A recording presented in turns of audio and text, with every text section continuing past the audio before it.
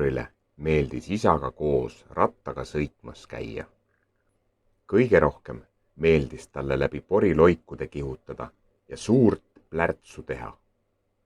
Ühel päeval, kui nad pikaks sõiduks valmistusid, andis isa kaardi Arturi kätte.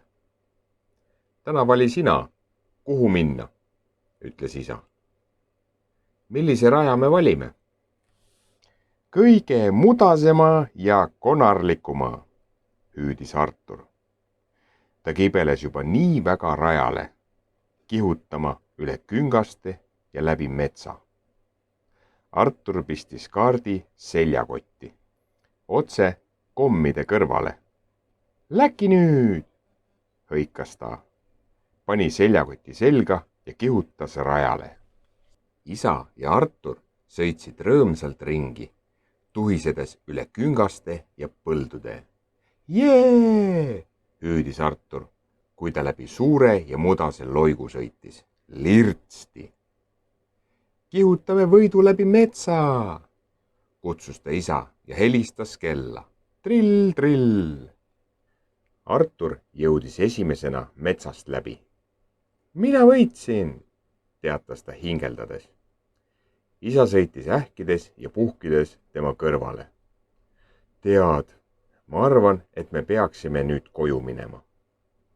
Isa ja Artur vaatasid ringi, aga nad ei teadnud, mis suunas minna.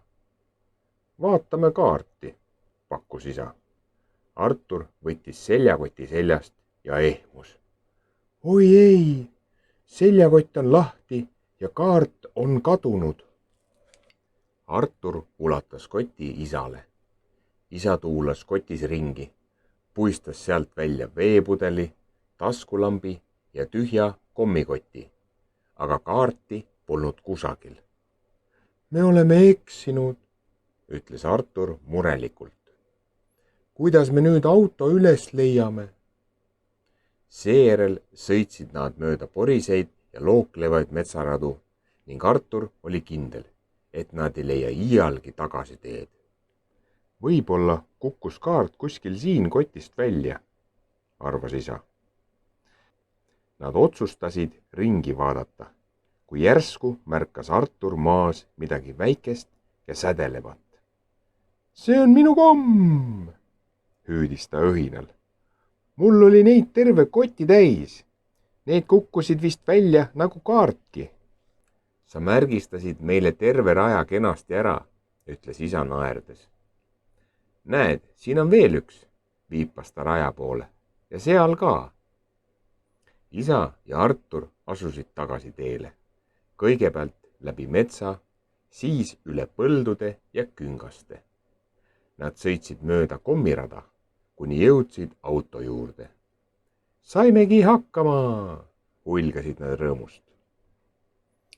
Ei tea, kuhu see kaart küll kukkus, küsis isa. Siis vaatas Artur maha ja nägi seal kaarti. See oli kukkunud otse keset suurt poriloiku. Mul on kahju, isa, vabandas Artur ja tõstis kaardi üles. Ma ei tahtnud, et me ära eksiksime. Pole hullu, rahustas isa, aga järgmisel rattaretkel jätan ma kaardi enda kätte.